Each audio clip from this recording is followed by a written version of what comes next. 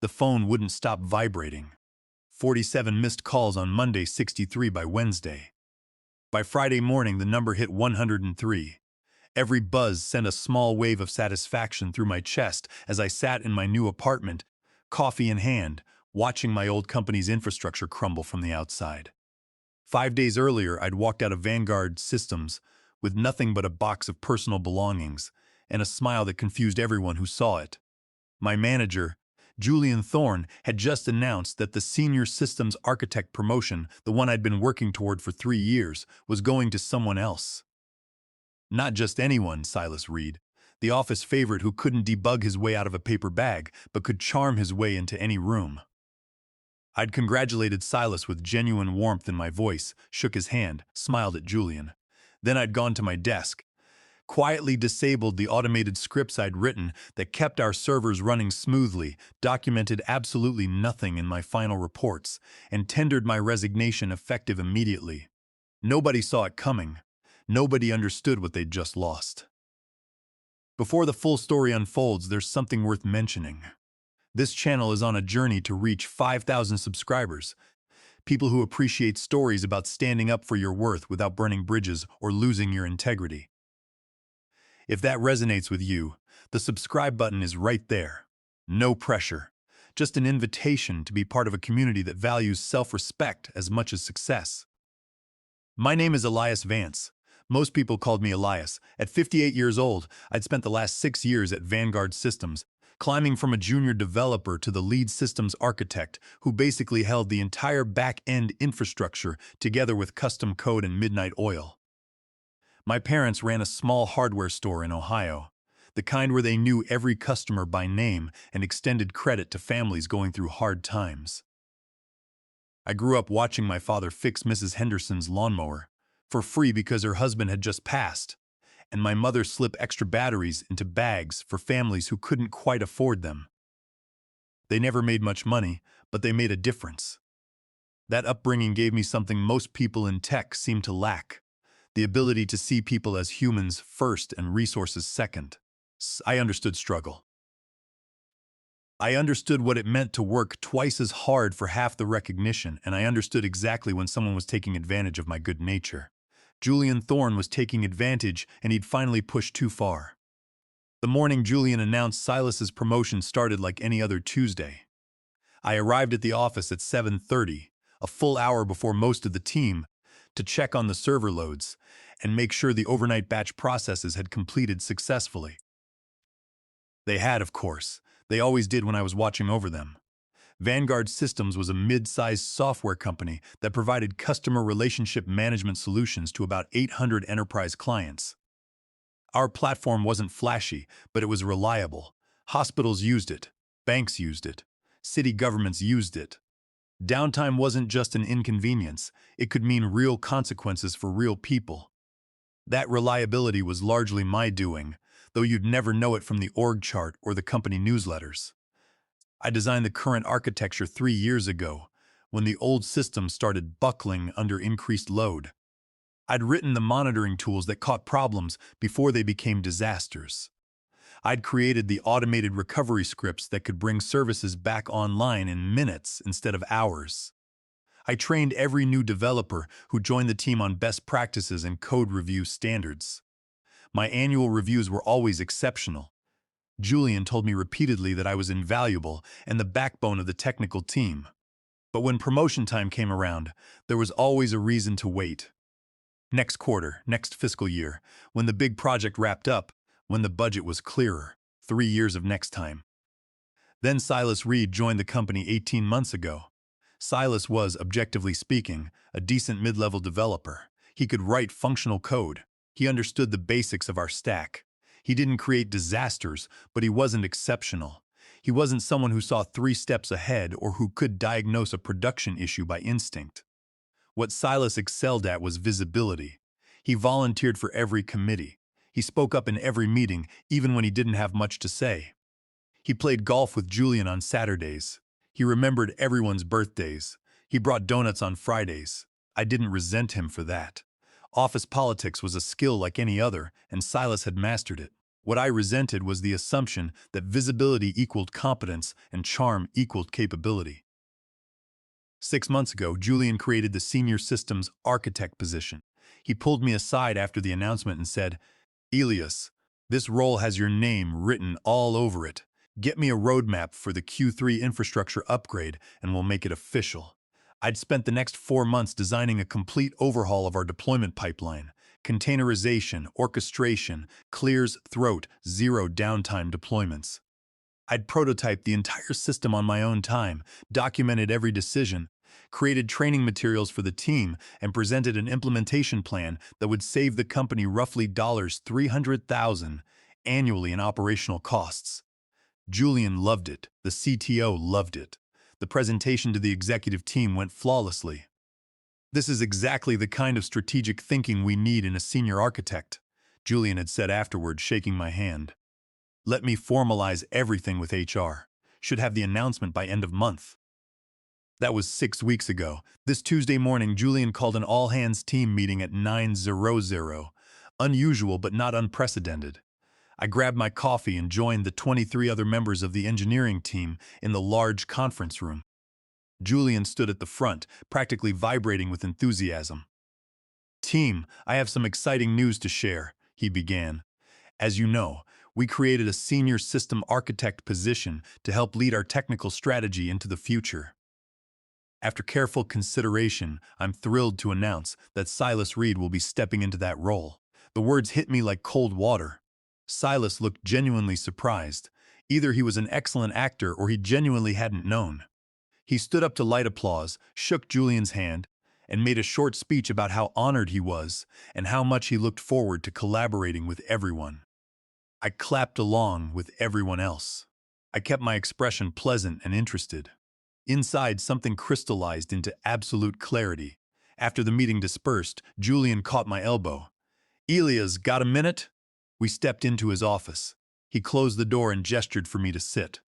"I know you were hoping for that position," he said, not quite meeting my eyes. "And I want you to know that this doesn't reflect on your technical abilities at all. You're phenomenal at what you do." "Thank you," I said evenly. "The thing is, the senior architect role requires someone who can interface with stakeholders, manage up to executive leadership, and represent the team in strategic planning sessions. Silas has really shown strength in that area. He's got the soft skills that clients respond to it. Soft skills. That's what my 3 years of overtime, my comprehensive documentation, my mentoring of junior developers, and my complete infrastructure redesign had lost to it. Soft skills." "I completely understand," I said, and I meant it. I understood perfectly. "I'm glad you're being so professional about this," Julian continued, relief washing over his face. "The truth is, we need you right where you are. You're so good at the nuts and bolts, at keeping everything running. Silas will handle the strategic vision, but we absolutely need your execution expertise." Translation: Silas would take credit for ideas while I did the actual work. At my current salary in my current role, with no advancement in sight. "That makes sense," I said. Julian beamed. "I knew you'd get it. You're a team player, Elias. That's why everyone loves working with you." I stood up, shook his hand, walked back to my desk. For about 20 minutes, I sat at my workstation and stared at my dual monitors without really seeing them. My mind was extraordinarily calm. There was no anger, no sadness, no sense of betrayal, just calculation.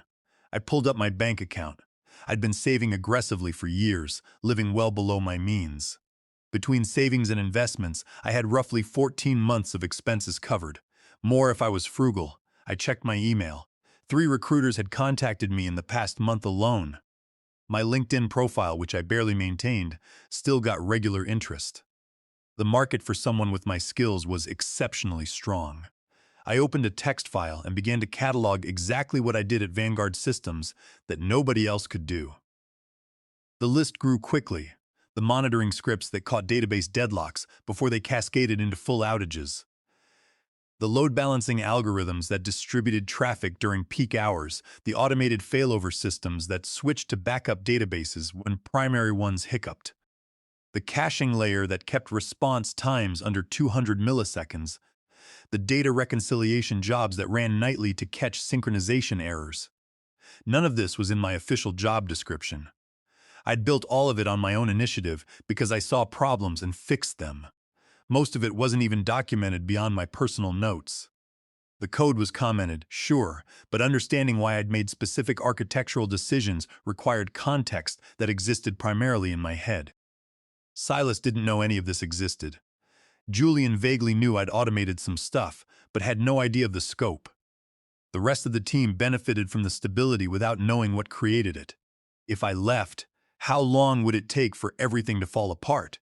I pulled up our incident history. Before I'd implemented my various systems, we averaged about 4 major outages per month, each lasting between 2 and 6 hours.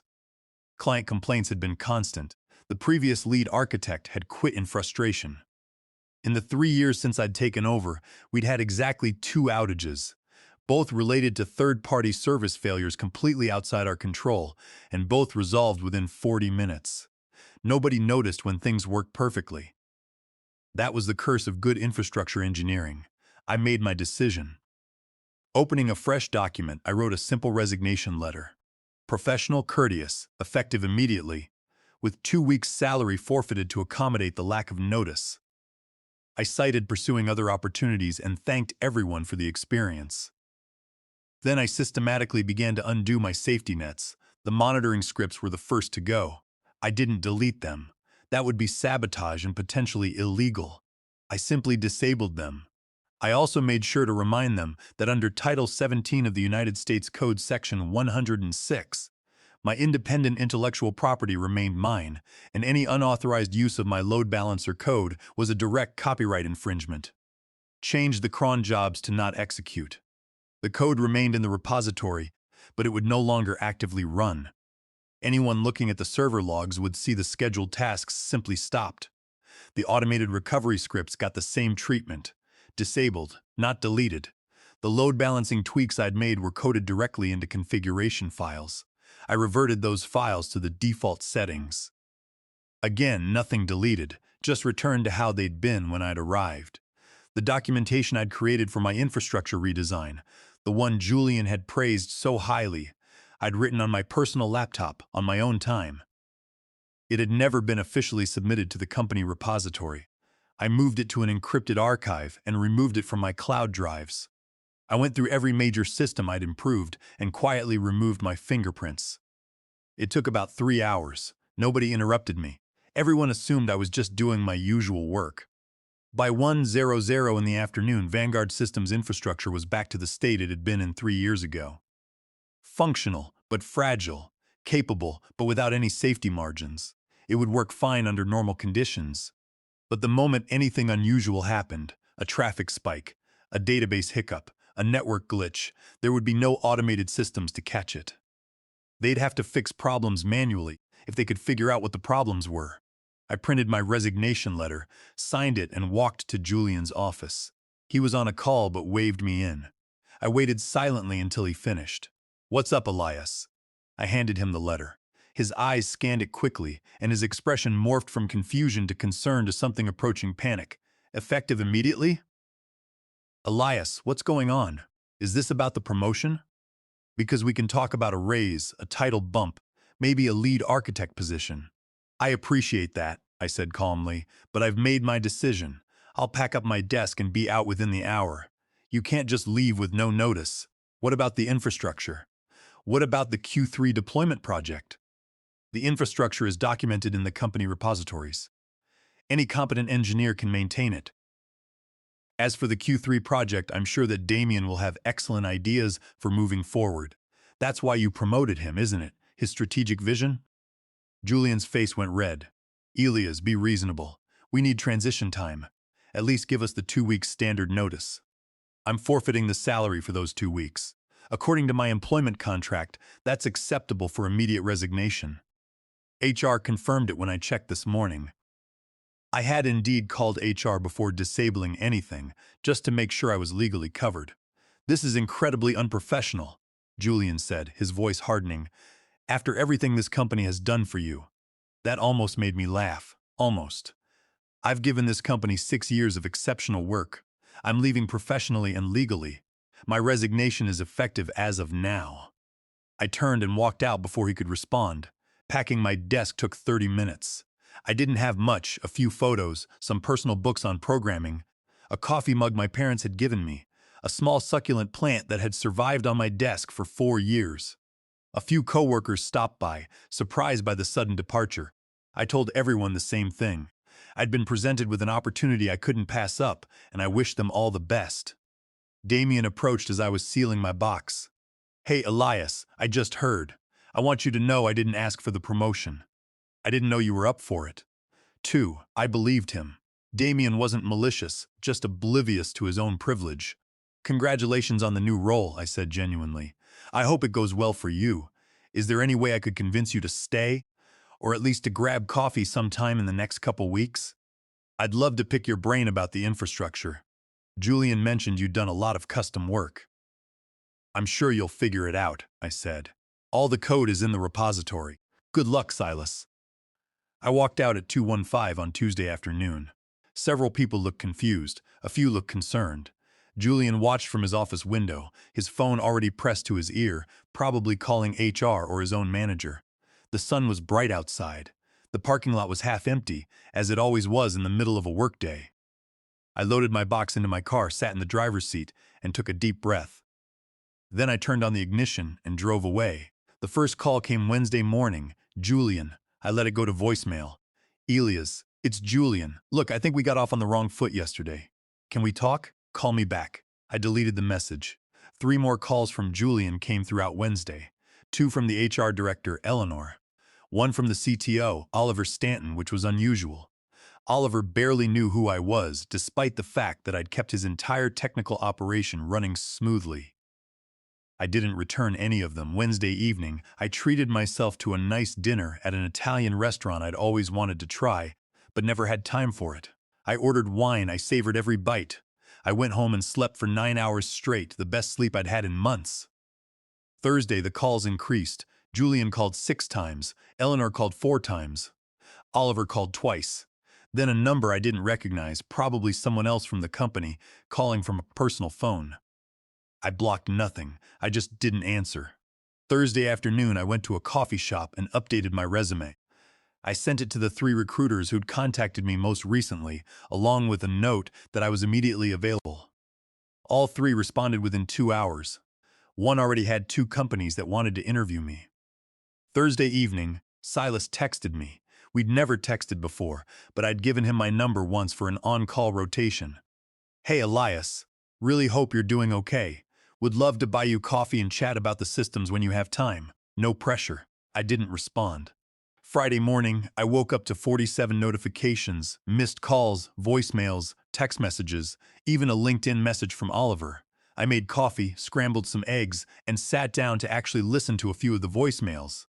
Julian's Friday morning message was instructive. "Elias, we're experiencing some technical difficulties and could really use your expertise. I know you've resigned, but I'm authorized to offer you a consulting rate of $200 an hour if you could just help us troubleshoot a few things. Please call me back as soon as possible. $200 an hour." My salary had worked out to about $6.2 an hour. Interesting how my value had suddenly tripled. Oliver's voicemail was more direct. "Theodora, this is Oliver Stanton. We need to speak urgently regarding some systems issues. I'd appreciate a call back today." Eleanor's message was professional but tight. "Elias, I understand you've resigned, but we need to schedule an exit interview and discuss some knowledge transfer. Please contact me to arrange a time." Knowledge transfer. That's what they called it when they realized nobody else knew how anything worked. I deleted all the messages and went for a run. Friday afternoon, a recruiter called with an offer to interview Monday morning at a company called Pinnacle Dynamics. They were a competitor to Vanguard, slightly larger with a reputation for treating engineers well. The position was Principal Systems Architect, a level above what I'd been denied at Vanguard.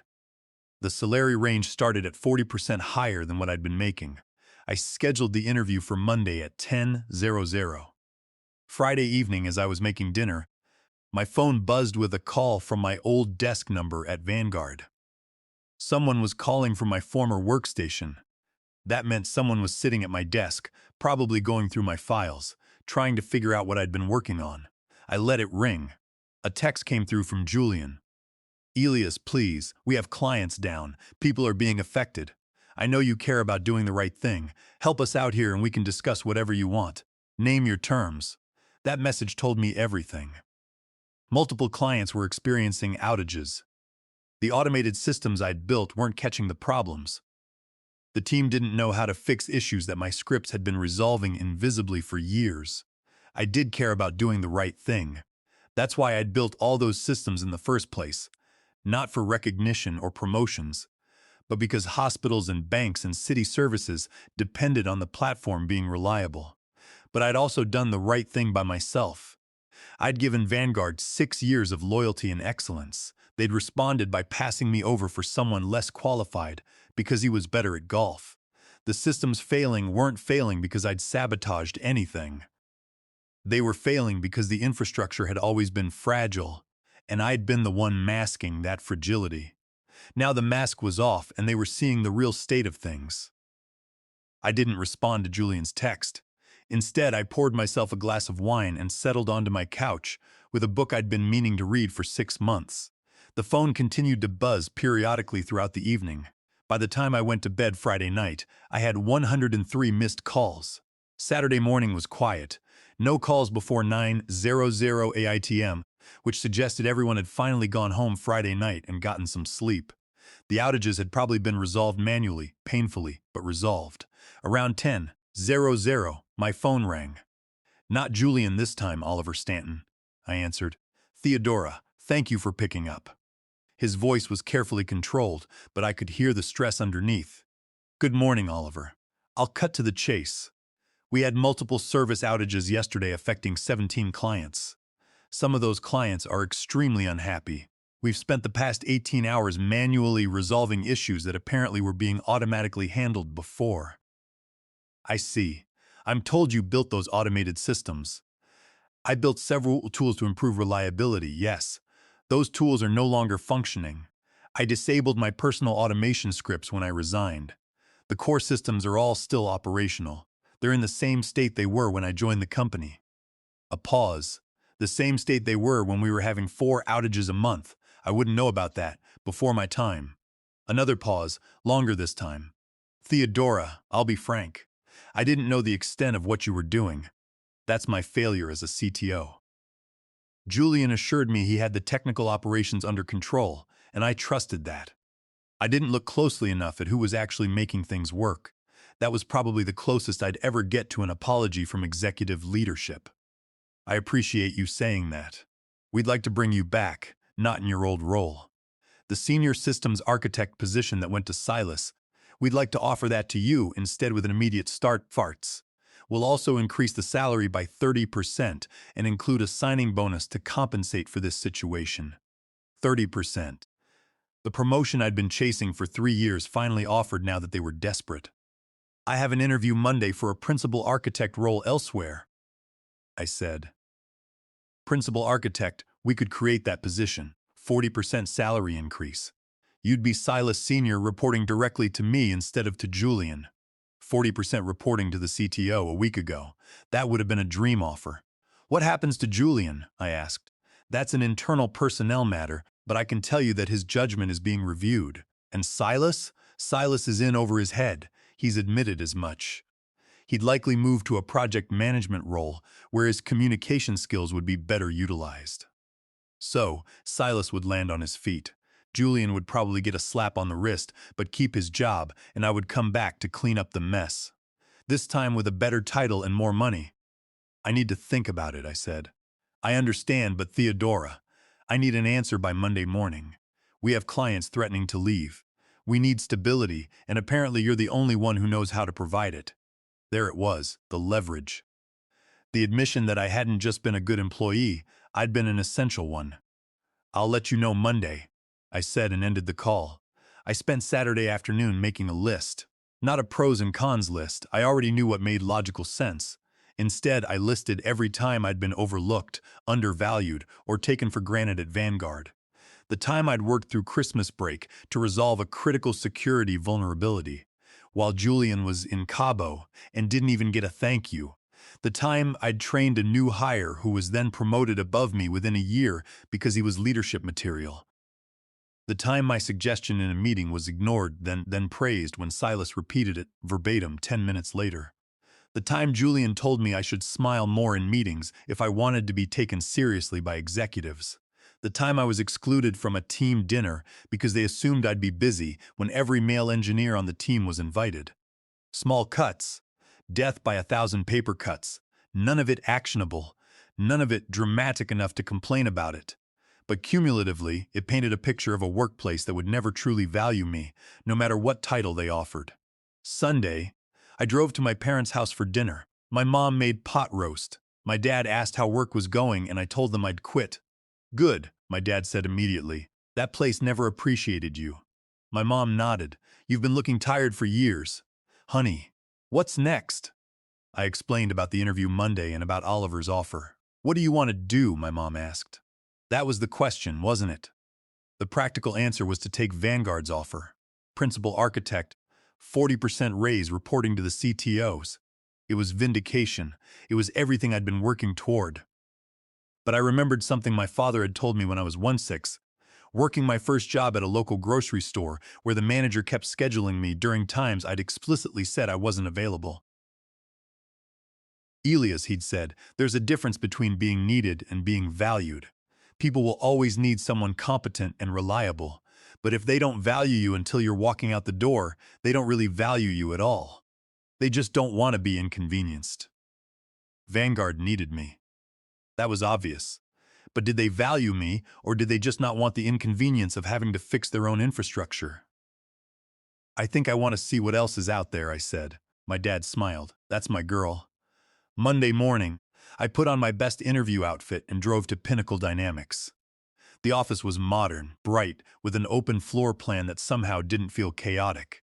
The engineers I passed in the hallways looked focused, but not stressed. The interview was with the VP of Engineering, a woman named Clara, and the current Director of Infrastructure, a guy named Nolan. They'd clearly done their homework.